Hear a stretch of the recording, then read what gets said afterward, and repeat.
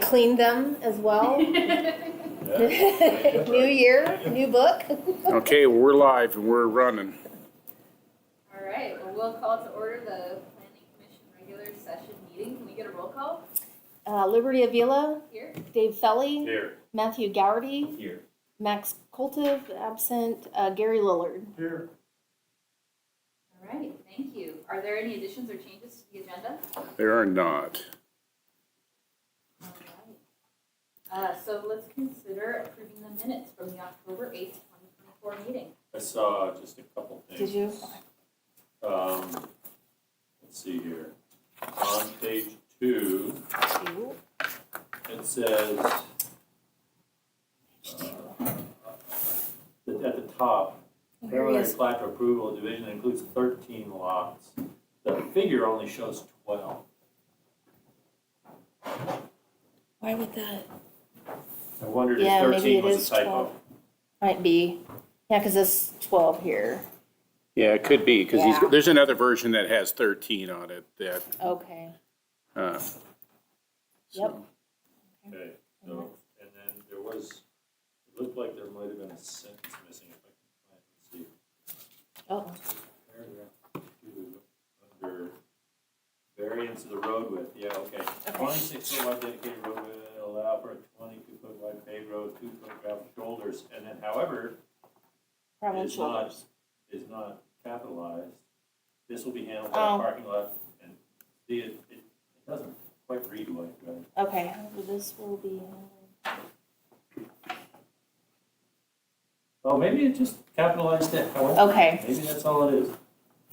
However, this will be handled by a parking lot and parallel parking on the far east end of the road as shown on map.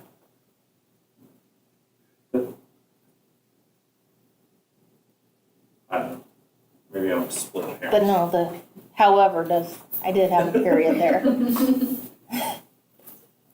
I'm glad you're reading them. I read them, and I'm Well, like, it it is looks nice to have good. a pair of eyes, yeah. Yeah.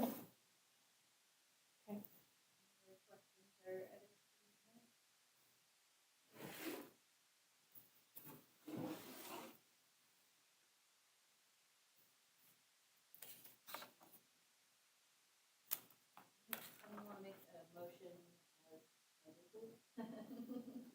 Well, after you. I move that we adopt the minutes as edited. Second. All in favor? Aye. I will abstain since I wasn't around at the time. Amazing that it's been that long. I know, I was surprised to see that here. A little bit of. All right. Is there anyone here to speak on anything that's not in the agenda today? On number 3. there's not. Okay. So we will move to new business, which is election of chair and vice chair. Yes. I can continue. I'm actually not sure who's the vice chair right now. Roxy. Roxy Oh, was it Roxy? Yeah, I went back through the minutes. Yeah. Because I wasn't sure either. I'd do it. Vice chair? You want to be chair? Okay. Works for me. How's good You're- with that? Okay. Cool. Volunteer. Okay. You need a motion and a, Yeah. Yeah. Let's see. Matthew? What was the motion? I move. What's the motion? Liberty can continue on as chair. Continue on as chair and be Belly or serve as vice chair. second. All right, all in favor? Aye. Okay, great. Then we can move on to our new business.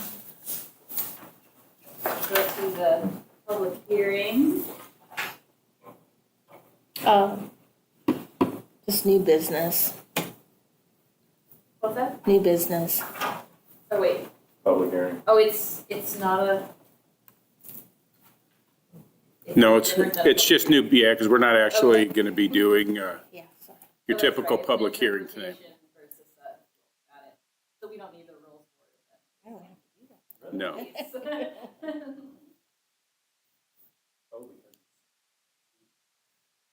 right, so we are going to consider an interpretation of the city code. And, Mike, can we get a staff report? Yeah, so this application came in initially as a conditional use permit. And so this is the code section in the downtown central business zone. It talks under a conditional use permit. We allow up to 25% of a ground floor of commercial uses in all of our commercial zones to be occupied with residential use, and then 75% commercial use, as long as there's a commercial storefront. And through the conditional use permit, you can increase that 25% to any number. There's no limit set by code, but through the conditional use permit coming to you is, they could occupy 50%, or in this case, the request is 100% of a particular storefront. And so to give you an example, the Lincare building that's about a block down 4th Street or so, they came before the Planning Commission a number of years ago as they converted that and created a dwelling on part of the building, and Lincare, I think, is still in there. But they're like 47% or 40-something% of that building. And it's just because of the way the space worked out is how that percentage fell. But so in this case, it's just the way the building is laid out. It's an early 1900s building. And then also in the early 1900s, there was an addition put on, and then another addition put on. And so essentially you have 3 sort of buildings. I think one of them is probably truly visually a separate building. The other one is visually is clearly an addition. It has the same architecture and, same everything. It's just painted a different color on its face. But it's integrally a part of the whole. It's one piece of property, and these 3 spaces have now been merged on the upper floor as one use. It's all apartments. And then on the ground floor, you have the 2 commercial uses facing Washington, and then the rest of the building faces Depot. And so the question that is coming before you is under this code. It talks about, let's see, where am I at? Am I in the right spot? This is my end of the permitted, so this is the conditional use. So you can go greater than 25%, provided that the commercial storefront is maintained on the street front. And so that's part of the interpretation that I'm kind of throwing at you as street front, is what is the street front? And because that is what is going to be the deciding factor in this scenario of whether or not the proposed request to convert 100% of the ground floor commercial space would be allowed. And so this building, if you look at it as a whole, this building predominantly faces Depot Street. That is its street front. And that is traditionally, if you go and you look out there, those are all storefronts. And it's your traditional storefront. And let's just kind of look at that really quick. So here's the 2 spaces we're dealing with. This is kind of the addition that matches the main building, the Sommer building. It has the same architectural features at the top. So that's kind of like at least how I delineate it as this is the same building. This was an addition. It's clearly different, but it's kind of identified in our historic record as being an addition that also occurred in the early 1900s. But as we look at this space, this is what our traditional commercial storefront looks like, or are these typical street fronts. And whereas you get over here to this block on Washington, this is functionally the side of a building. You have the side of the main Sommer building here. This technically is a side of the same building. It was just used as a storefront historically. And this is kind of the same thing. It could be a side of the building, but it's also used as a storefront. And within this block, you have the old fire station. And the fire station, this was always a service entrance side until side A went in there. Up until side A, this was a side entrance, not a storefront. And so what the applicant is seeking, and what I am seeking anyway, is your interpretation of, can we call this functionally an incidental side entrance while it happened to be access to commercial space? not call it a storefront, but rather call it a side street entrance for the purposes of this interpretation for the applicant's request. He had a question, Gary? If I remember correctly, I think I saw something in the narrative here. Under city code, isn't Washington considered a side street formally? Well, it is for some businesses. So like if you go down to the SAC Annex, that is the front of several of those, and they have your traditional storefront. But if you look at this block, and it might be for the Elks building, just the next block over, but even if you go to the next one and you look at where the Camp Credit building is, that's the side of their building. But you get down to the next one where you're at the marketplace, that's all storefront for them. But I think functionally, as we look at this block and we look at the context of this building, is part of the interpretation for the applicant is Washington a side, or is that your street front for this? Because if the commission interprets it as this is a street front, then as part of converting these two spaces into residential units, the applicant will have to maintain a commercial storefront with whatever percentage you would grant them through a conditional use permit. And that would not be functionally viable for this space, is to have residential in a portion and commercial storefront. The space just doesn't lend itself well to that. And the alternative the applicant would have would be to apply for variance to not have the commercial storefront, but our variance criteria is very strict. And you'd have to essentially demonstrate a hardship that says, I can't meet the code,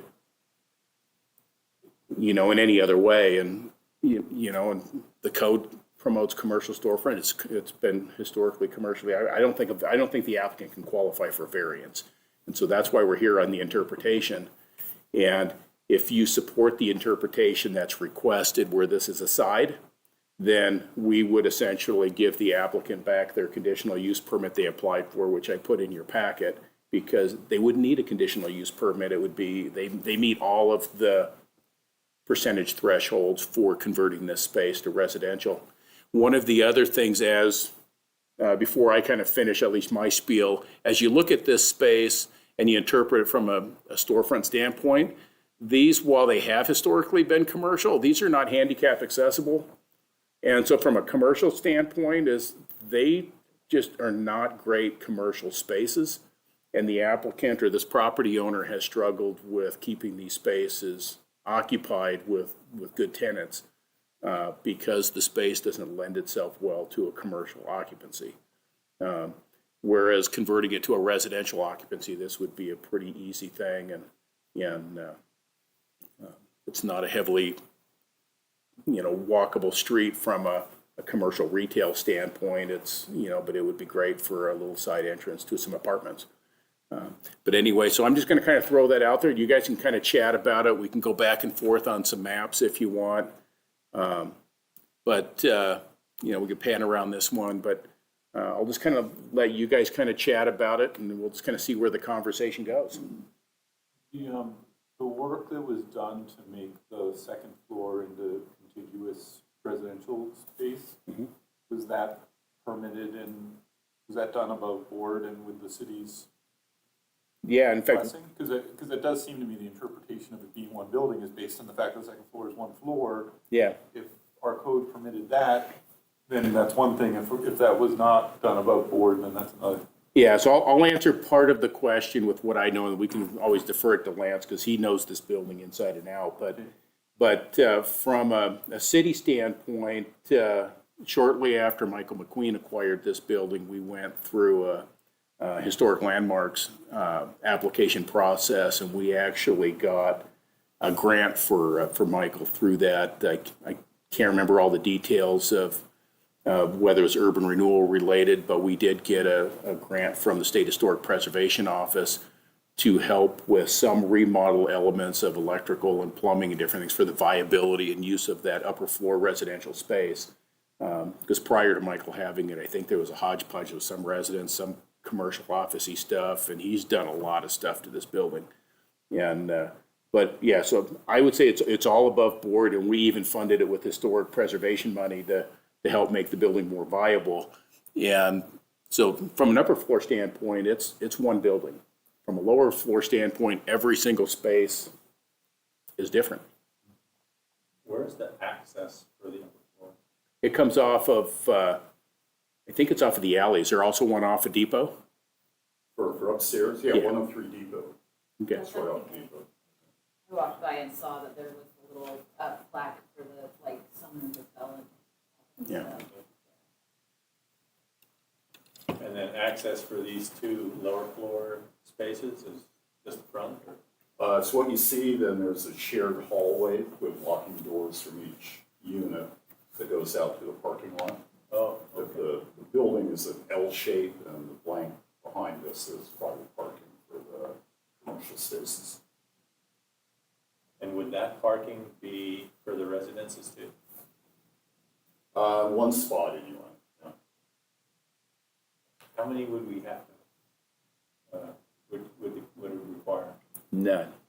Yeah, so the downtown's exempt from parking, Oh, so. okay. So for the residential space, if there was not enough space in the parking lot, the tenants would do just like any other tenant downtown, is they could buy a parking permit and park in some of the longer-term parking areas that are available for So there permit wouldn't be any parking. reserved parking at the curb? No, definitely not on the street for at the curb, but if Michael does provide a couple spaces in his parking lot off the alley, that's fantastic, but it's certainly not required. Would our decision have implications for whether or not the stuff that faces that's Depot, right? Uh-huh. Whether that stays commercial? Yeah, it would have to stay commercial under this interpretation unless they came with a conditional use permit. Because the way the square footage works out is if both of these spaces were 100% converted, using the total footprint of the entire building, is we're really close to the 20, I think it's like 22%, but it's really close to the 25% threshold. It's just under for this conversion, and it wouldn't lend itself to convert any other ground floor commercial space to a residential occupancy without going through a conditional use permit process with you, but subject to maintaining a commercial storefront. And so, What's the purpose for the code? well, the purpose is because the commercial zone is intended for commercial uses, and you want the ground floor to be your commercial retail space that where you have a walkable downtown and you have folks, the viability of your downtown commercial space is you have interaction with the businesses at the storefront. But we added this into our code because there was a desire years ago, not so much in the downtown, but in our commercial zone where you have residences and you have homes built, that where folks would convert and they would want the front to be an office and they want to live in the place they work. And this is my home office essentially. But we've just added it throughout the entire commercial zone because like when we did the NK West building, in the early 2000s, I can't remember, Gary might remember when we did that, but when that was built, the ground floor initially, I don't know if it's still that way, but it was initially planned with a manager's apartment. So you'd come in off of Adams into their corridor, and then there'd be a manager's apartment, but then you'd go up the stairs to all of the upper floor apartments. And that's kind of what the intent of that space would be for the ground floor, is that So kind you're of that talking manager. about the 25%? Yeah, so that's kind of the intent of that 20, and sometimes that 25% might be a little lobby space with your mail stuff in there. Maybe there's a laundry room, or something, or a little commons area that's affiliated. So that's kind of what the 25% was originally intended for as we were kind of brainstorming and created it. But historically, folks have used it because that's where you create apartments, and it just creates more living space and more viability downtown because it's more activity. More people living downtown is more activity. And so we've kind of embraced it over the years. And it's also made buildings much more functional, keeping them occupied and, so. Is there anything in terms of precedent that we need to think about about, I wouldn't have known until I got this packet that was all one tax lot. Are there very many other spaces where what reads like a couple of buildings are on one tax lot in the downtown, or is this more of a unique situation? This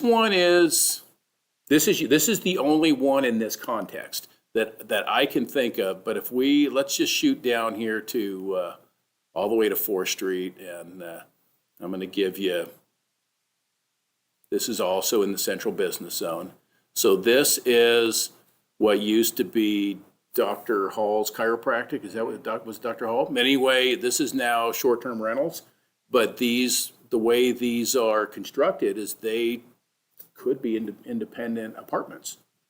And ground floor, I mean, they happen to just do this as short-term rentals, but this is a central business zone commercial building. This is essentially the side of their building, and they didn't have to go through this process and interpretation because they're doing it as a lodging and a commercial use. So it's not really the same, but functionally, short-term rentals and apartments are they have similar characteristics and impact. So this is probably the closest I could give you as an example in the commercial zone, even though it's not the same. Does it make a difference whether it's one tax lot or not, or is that just sort of like, kind of?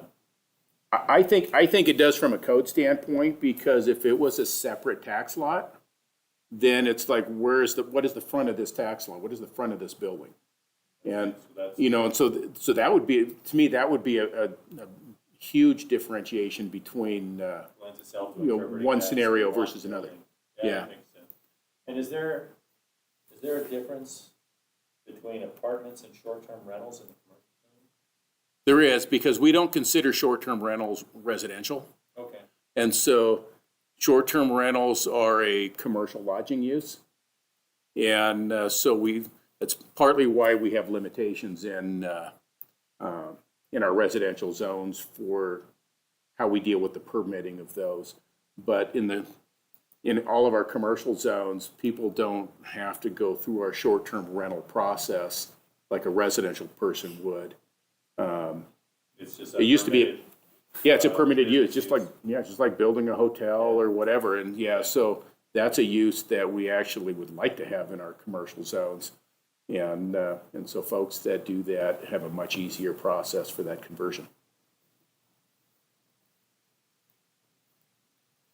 And that, I guess, would be something maybe as you think about this, that there's nothing to say that these two spaces couldn't eventually become short-term rentals and have that category, or maybe someday down the road, somebody decides they want to convert it back to a commercial use. It could flip-flop. I mean, so there's a lot of things, but anyway, functionally anyway, the request, at least that's before you, is would this be a legit side of the building that would allow this conversion?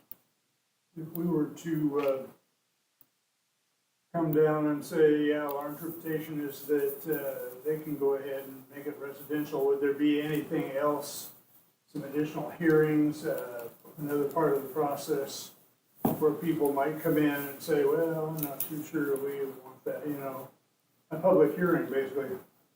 That's what I'm talking about. There's not. So the interpretation that you would make would be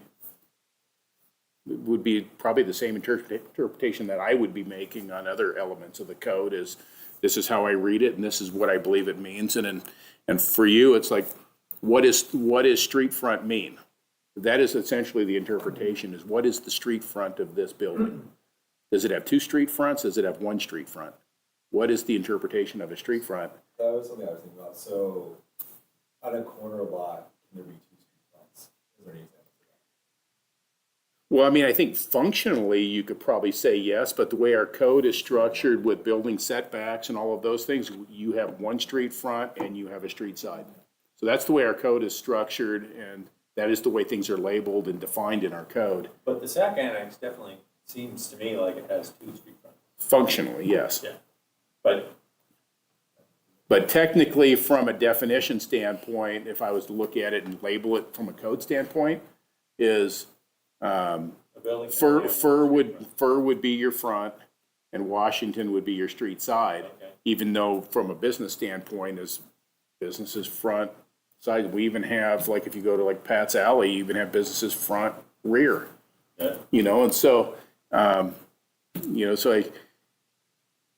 it gets kind of muddy when you start, trying to break it down. But I think from a code standpoint, it could be really easily interpreted as your street front is Depot and side is Washington.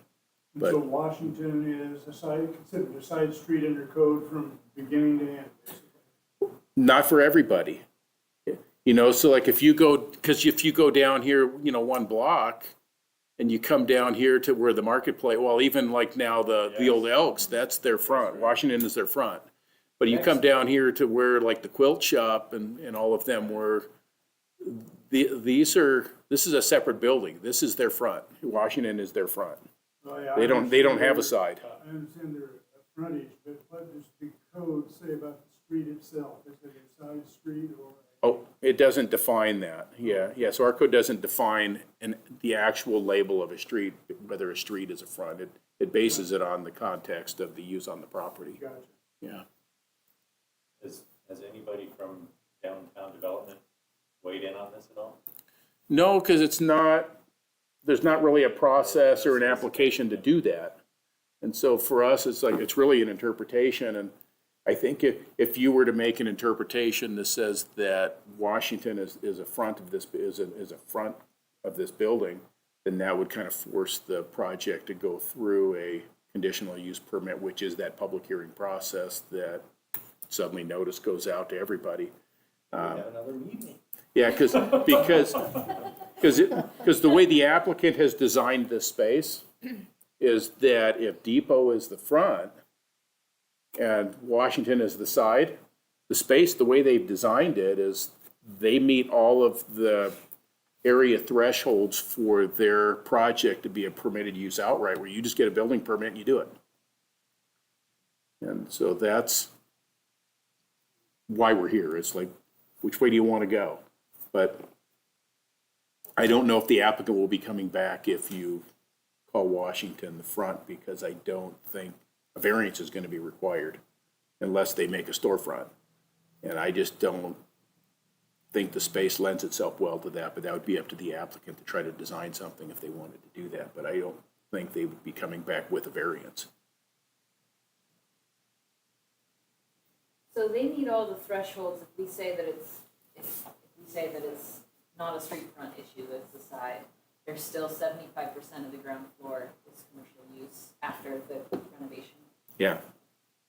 Yeah, and actually 100, well, with the exception of the entry going to the upper floor, 100% of their street front is commercial storefront.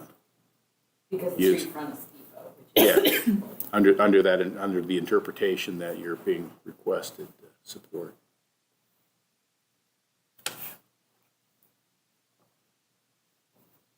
We had any input from the nearby businesses? I don't know, Lance, have you chatted with anybody at all, or? Because there's really not a process to reach out to them for this. So it's not, because it's not a public hearing, since it's just an interpretation. Other than just voluntarily going and knocking on their door and say, hey, what do you think? Which the only close neighbor is really side A there, because everyone else is pretty far away from where those two little entrances are. Right, we have side A and then med spas there on the corner. Round corner, yeah. Yeah, this doesn't, It's, Oh, is that the door right there? This right here? That one, yeah. That's, so their main entrance is on Depot. This is just kind of an employee side entrance. Okay. I'm trying to be, another factor in this as well is to make these look more storefrontish, with the big glass windows. That's a non-starter going through the Commission. Oh, yeah. So it's, particularly the unit on the right, 1215, has always been difficult. It's been more tenants through there, short term than anything on Depot Street. They tend to get in there and stick around. So it's, it's an effort to make the best use of the space. And that's really because it looks like the side of the building. I see what you're saying. Yeah, It that doesn't look like absolutely a does. storefront. You know, again, there's nothing we can do with the sod other than paint it. How much is the character of those gonna change after the residential conversion? What will that look like? Exterior ones, Yeah, exterior wise. not at all. I mean, I like, there's a sign there, but you can't really see, like, take the sign. But the windows would also, Oh, would no, kind of still. no, everything else has to stay. Yeah, Okay. It's, Yeah, the one, the street there is the line for the historic district. yeah, so, yeah, the facade will stay the same because it'll have to go to landmarks. The one thing that I could see the Landmarks Commission supporting, which I think would make sense, and I don't know what the entrance to the Helm building on the right looks like, but I could see the blue portion of the Helm. I could see Lance coming in with a request from the property owner to say, I want to swap this door out with a solid door because it's a residence. I don't want it to be a solid, full glass window. And so I could see that request coming, and I can see the Landmarks Commission supporting that with like a wood door or something that is more residential looking and probably safer, more secure than a commercial Yeah, so store actually door. on the right there, there's, about a 5-by-5 square alcove you step into, and immediately on the right is a full-size glass door. Old-fashioned aluminum glass door swings into the space. Yeah, and that's fair game because it's inside, so you could change that one. It's the other one. Whatever we replace it with. Yeah. End up on the outside. Yeah. So, I'm trying to but remember yeah, what's on the that's ground the floor. only conceivable. Well, there was, for a while, was it the state representative? Yeah, Greg Yeah. Walton was in the Blue Park for a long time. Okay. There was a bicycle shop, and now there's a photography studio. And there was like some little medical something in there at one point, wasn't there, like On the years right, past? Yeah, On the there's right? a marijuana testing lab there. Oh. We got Renee, had a clinic there. Oh, yeah, like the village. Yeah, Something yeah, like something that. like that. Like I say, we probably had 10 people sign Yeah, up yeah. in the last 20 years. Anyway, so that's kind of part of the thought process, is these are just not great spots for commercial. Yeah, and the And people so- in there right now are looking for another, a better place, a different place. They want one big open space. Yeah, I think the tax lot combined with the fact that with the city's blessing and the code's blessing, the upper floors were combined, leans me towards interpreting it as one building. I guess I want to be, in the spirit of being thoughtful, but I'm trying to think about what are the downsides of that to us and future residents. And the only one I can sort of see is that we have a community interest in having a vibrant downtown with, and that could be interpreted to be having more retail space. I would say I know next to nothing about urban planning, but I did read some Jane Jacobs at some point in my life. And if I remember, what she said was that the most vibrant cities and downtowns have a little bit of everything. That you want a little bit of retail, and a little bit of commercial, and a little bit of residential, so that people use it at all different times and have all different reasons to go there.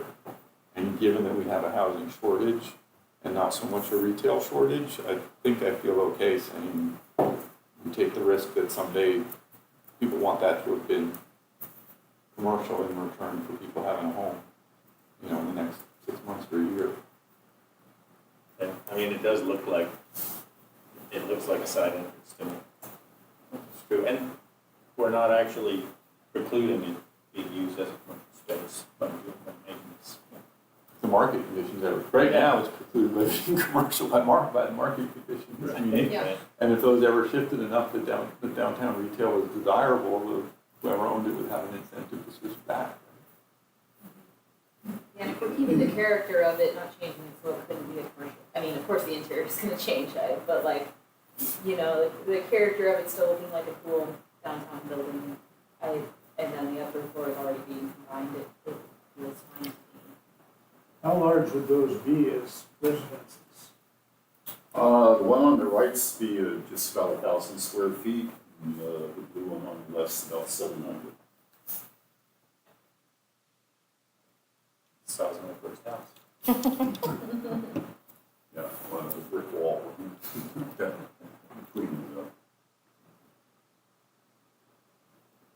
700 stuff. And we kind of covered the traffic and parking. The fire department doesn't have any considerations. No, in fact, they would probably, being at their ground floor, I think that they would be much more supportive of it being an apartment than probably commercial from fire code related reasons. So, especially with the apartments up above. The one thing, and then Lance, I think, already has it all worked out in the floor plan. The only thing that would maybe be a modification or an upgrade is how do you deal with the bedrooms and the egress requirements for a bedroom? But I think the building it lends itself to that on the backside for, I think, how Lance has it designed. But that's typically where folks run into challenges in conversions of commercial is how do I deal with egress from residential space? Right, yeah, so at this point, yeah, we have ideas and we'd be working with associated design equals to speak on that. But this is the first step, Right. Give them $1,500 to make a plan. Well, what does everybody else think? How are you doing? Well, generally speaking, I've always had a preference for public hearings, giving people an opportunity to speak about a change. This is a very unusual situation. I don't know. I think, I'm in favor of, that's the third, I believe we did go to the, hearing, and it had to be 5% commercial, right? It's basically saying, deny the request. Yeah, so if your interpretation is that this is a street front, then the code would be strictly applied as if that is a front. And then if they wanted to convert any portion of that space, they would have to maintain a commercial storefront on that. And Or ask for a variance. or ask for a variance, which the variance criteria, I don't think they would be able to qualify. The hardship you have to justify on a variance essentially says, I can't use this for the use that the zone allows for it without a variance. And it's already a conforming scenario. And so I don't think you'd be able to satisfy the variance criteria in order to eliminate a storefront. And so somehow they would have to figure out how does this space work out? How do I remodel this space and still maintain a storefront?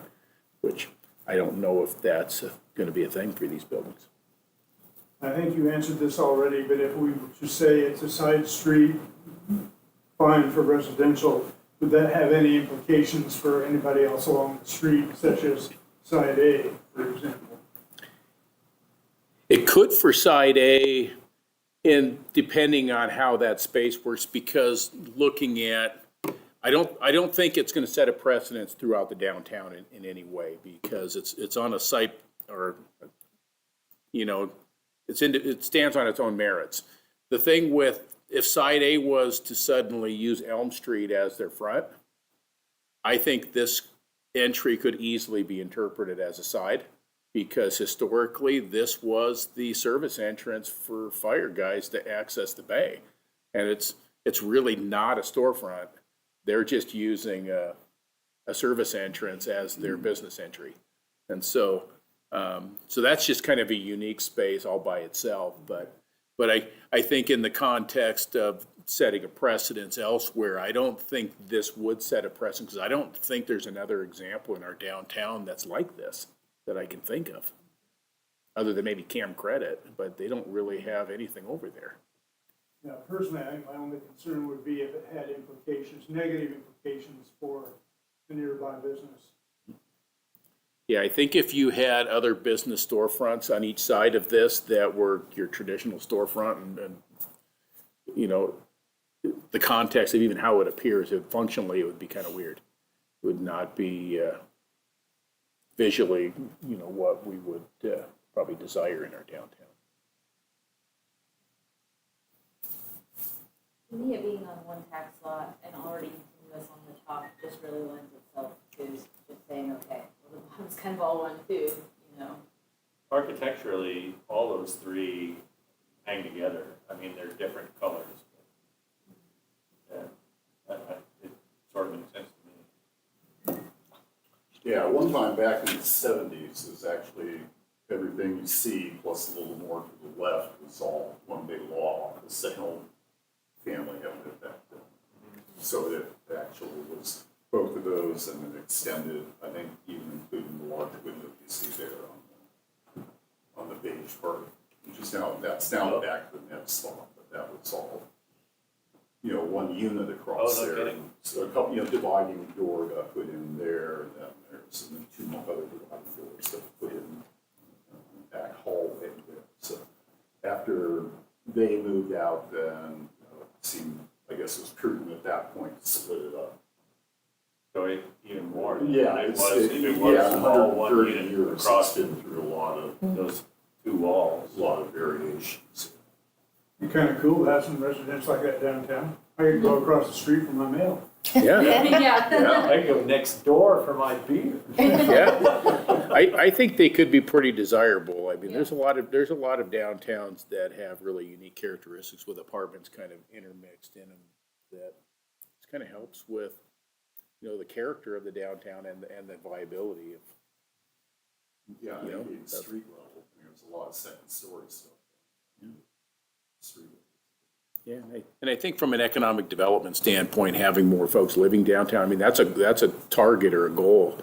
Because that is, hopefully we'll get more businesses that cater to, the residential life downtown so that folks have places to go on the evenings and weekends and whatever and get some more activity downtown. But anyway, yeah.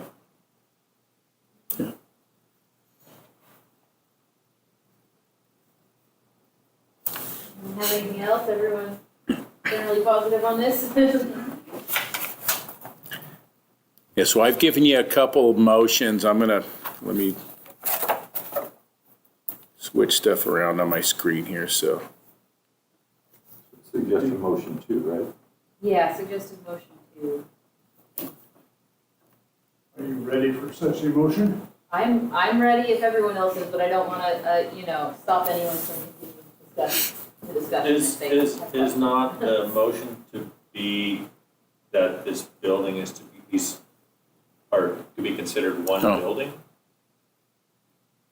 For the purposes of that 25% rule? Well, essentially, we're defining what is the street front of this building. Oh, okay. So you don't have to really worry about the 25% rule, because that's gonna be Lance's homework when he actually goes through the building permit process, is to do the So it's math. assumed that this is all in there already, because it's not in this one. Right, so like, the motion one is to deny the request, and we consider Washington a street front.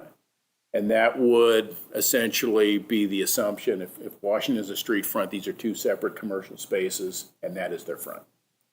So that's kind of motion number one, would be to deny or not support the interpretation of that conversion. Motion two would be the one, which is the direction this conversation is going, is where Elm is the front and Washington is not a street front, it is a side. And For because, that building. for that building. And so motion two is the motion that, and you could change the wording if you want to say it differently so it's more comfortable, but motion two is the motion that would support the interpretation this conversation has been leaning. And we can continue to discuss the motion once it's been made, correct? Yeah, so yeah, you should have your first, second, then more discussion. All right, I move that the request be approved and that Washington Avenue not be considered the street front. Second. Any further discussion? All in favor? Aye. Okay. Yeah. All right, well, good. Well, you can let Michael know that the conversion is okay, and so at this point, you can just put your building permit packet together, with making sure we use the whole building, ground floor, Right, yeah. and sticking within the 25% rule, then you should be good. But if you exceed the 25%, then we'll be back here with a conditional use No, I permit. don't see that happening. Yeah, but at least if you were back here on a conditional use permit, we'd at least be looking at Depot Street as your street front, so we wouldn't at least be worried about the Washington frontage and how that storefront interpretation is. So we'd just be talking about square footage. So, so anyway, yeah, so you're good to go. Okay. Thanks. I'll get together with Michael early next week, and we'll figure out what we want to do, because there's building code to deal with now, so that's Yeah. a whole different deal. Yeah. Thanks for coming. Well, Yeah. thanks Thanks for guys. building housing. Yeah, for sure. All right, we don't have any public hearings, we don't have any old business. Do we have any city planner comments? Well, the only thing I want to bring up is last night, the city council had a work session because our city manager is looking to retire later this year. And so last night, the work session was interviewing firms that go out and essentially headhunter firms that go out and find a city manager. And so they selected one. And one of the questions that came up as they're trying to kind of figure out the next step is, the first step in the process the consultants will do is to essentially create a profile for LeGrand. What is LeGrand looking for in a city manager and those kind of things? What do we want our next city manager qualities to be? And kind of create a profile so that they can go out and try to find somebody that fits that description. And so anyway, one of the questions that came up was also for a later part of the process, there's kind of like interviews, like there'll be a group of, all the counselors will be like an interview team.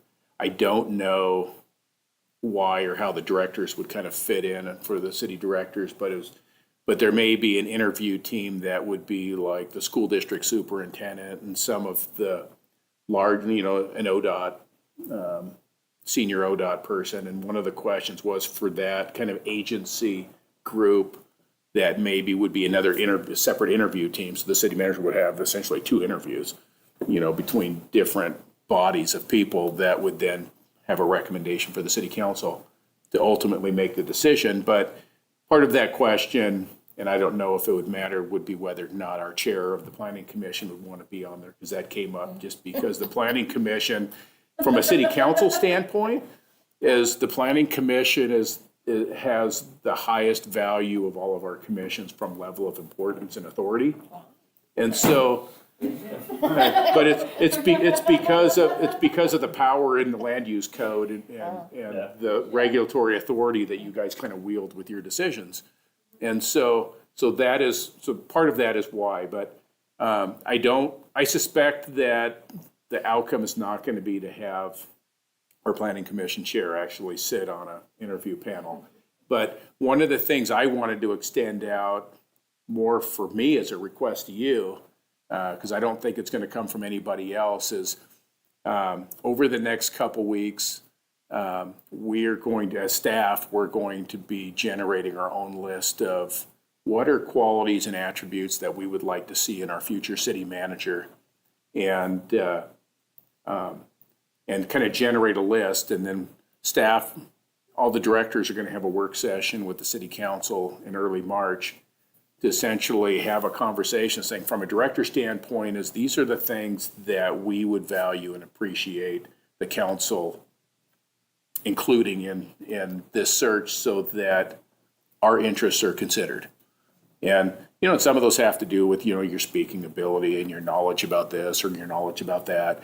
And so those are kind of all attributes or characteristics and qualities that we're going to be generating a list. And so I guess one of the thoughts that I have, for myself and a request to you is that if there's things that as a planning commission or even just as a citizen in our community that you would love to see this quality in our in our future city manager, shoot me an email and say, hey, I think our future city manager needs to have strengths in these 3 things or 4 things or 10 things.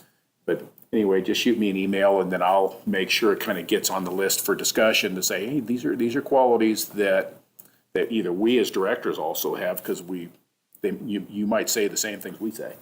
Or we'll just add it to the list so that at least when we have our work session with the city council, that we're throwing ideas out there so that, whatever sticks, because everybody agrees, will make it into the profile that the consultant assembles for their search. And I'm kind of excited with the process. The consultant that they picked has successfully placed city managers in lots of different communities in Oregon. The person that'll be working directly with us is originally from Pendleton and was a city manager in Canby for 6 years, and is very well liked. And they just placed a city manager, and it's actually, it's one of the counties in Oregon. The county form of government, just like ours, where you have 3 county commissioners essentially run everything, that particular county is switching their model to have a manager formed government, where it'll be a lot like the city, where you have the city council appoints a city manager or hires a city manager to essentially manage all the departments. And that's just not, you don't see that in counties.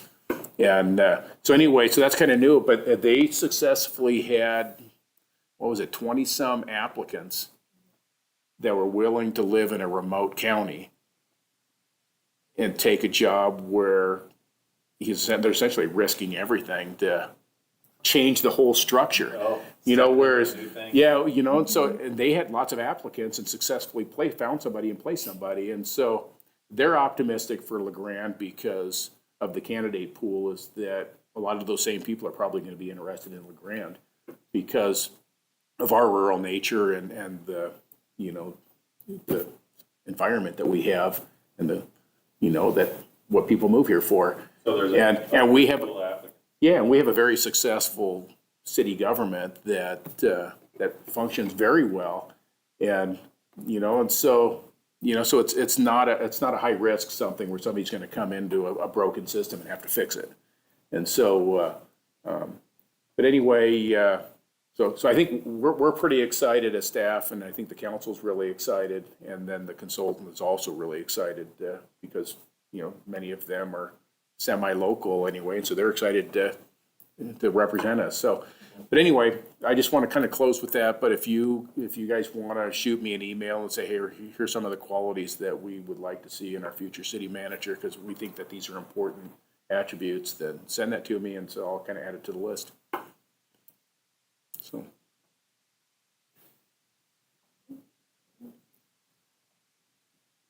Any other city planner stuff? That is all for now. You're probably going to see, maybe not. No, you might see True Construction come back with a final plat. Their project is just flying, and they took their 4 or 5 phases that was originally part of their proposal, and they're doing it in 2. So they came in and did phases 1 through 4 all in phase 1, and now they're taking whatever phases 5 and 6 or whatever they had, and they're doing that as phase 2. Was that because they sold those places or they have more money than they anticipated? It is much more popular. I don't think it's a money-related thing. I think it's just they started building a house kind of like as a spec, as kind of the risk, and I think they had financially they were set up to be able to get 2 or 3 going. And their first house, I don't know if they call it today, but they're like, I think today was the day they asked for final inspection and occupancy of the first house, but it's already sold.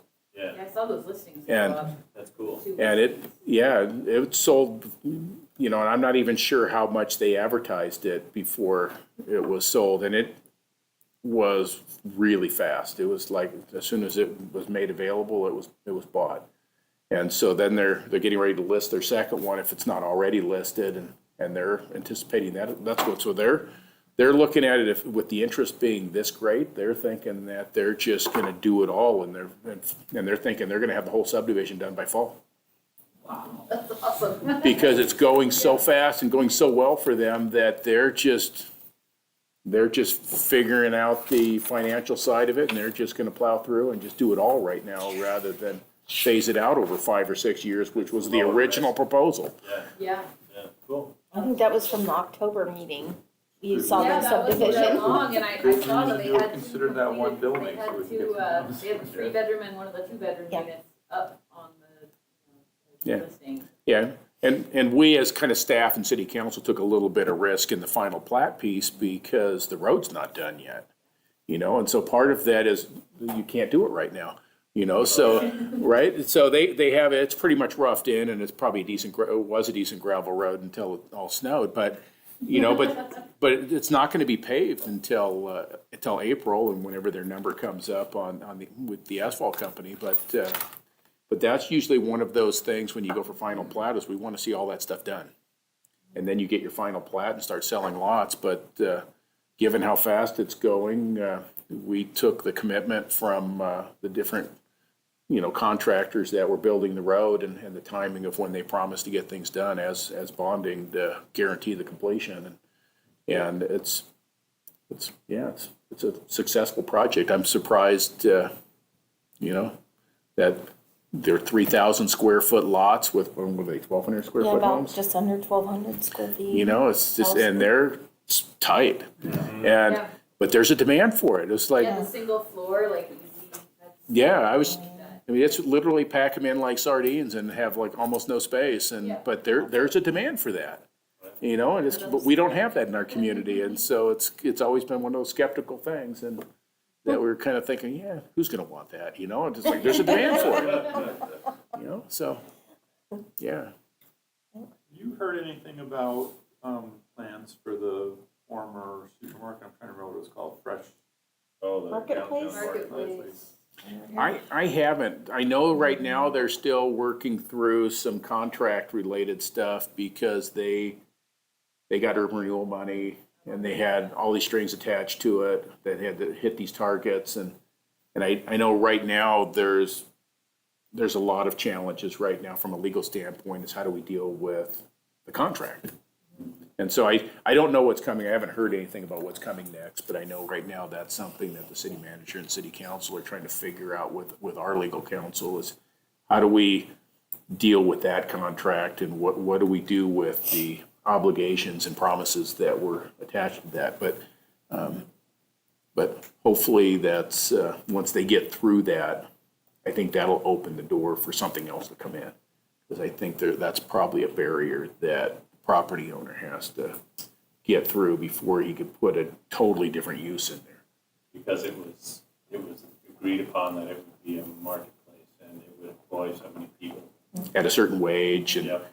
for a certain amount of time. And so, so there was a bunch of strings, but it's just been challenging for the business that was in there.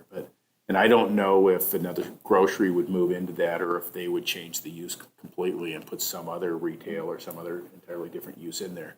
But I think that change would, unless it was a grocery, but I think that change would require a different, either the contract needs to just go away. They need to figure out how to settle that, or they would have to do something completely different. But anyway, I don't know if there's a whole lot of movement on a new occupant going in there, because I think they're dealing with some legal discussions on that contract. I'm glad to hear they are. I've heard previously that they were gonna default on those things that they had promised and that urban renewal was just gonna be out. So Yeah. glad to hear there's some consideration of whether urban renewal can recoup. Well, and I don't think anybody wants that, and so I think that, I think the rumor mill's out there. I don't think anybody wants that as the outcome. And so I think everybody's trying to figure out how do we push our biases aside and how do we work together to find a solution. And so hopefully we get there, but I know that right now that's in the works. I'm just not in the loop on. Seems like a terrible spot to have a giant vacancy in. Oh, yeah. And it also Really seems like a built tough up. spot to, like, it's just how many retail tenants can afford something big. Yeah.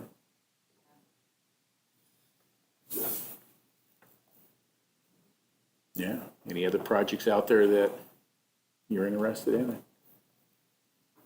Think of anything. Looks like things are rolling with most other things that we see. Yeah, I think the around. hotel's opening soon, so that's Oh, coming up. soon, like, soon. Thanks, So, everyone. yeah, Thank you, thanks for coming. yeah, I think within a month. Oh, cool. what I understand anyway. I mean, they're, I think they're booking next month, only because my daughter, I wanna stay at the new hotel. I'm like, well, let's see, yeah, March, so, yeah, March. yeah, because I think things are getting final inspections and getting signed off, and so I think they're like really close to having an occupancy permit, so. Anything new about the Jefferson Avenue thoughts or project along there, or is that on hold for winter? It's on the council's, I guess, list of projects for consideration. There'll probably be a future work session on it. What was that again? That's the Jefferson Avenue. It's a project Timothy's been working on. We're trying to revitalize Jefferson Avenue. Yeah, that street needs revitalizing. Yeah, the street does too. Right, and that's part of that project anyway, but right now, there's just kind of a battle of how do you pay for that and what were your priorities, because there's a mixed bag of folks that some want to do the Big H streetscape and extend that. Some see the revitalization of Jefferson and fixing the street up and helping those bit, because there's a lot of momentum on Jefferson right now with property owners changing hands, or properties changing ownerships and businesses moving into space and revitalizing space. And so there's a lot of movement going on right now, but there's not a whole lot of urban renewal activity out there. And so that's part of that conversation is where are the urban renewal priorities and where do we want to allocate resources. And so anyway, I think that's a future work session later this year, but there's no really direction or focus on one versus another. Commission comments? I'm glad to be here. Yeah. Yeah, good. Glad to have you. Yeah, thanks, Gary. Awesome. Well, we can adjourn then, or Do you need a motion for that? do we normally do a motion to adjourn? I don't know if we have to, but. I don't think we ever have. We don't have to. No, just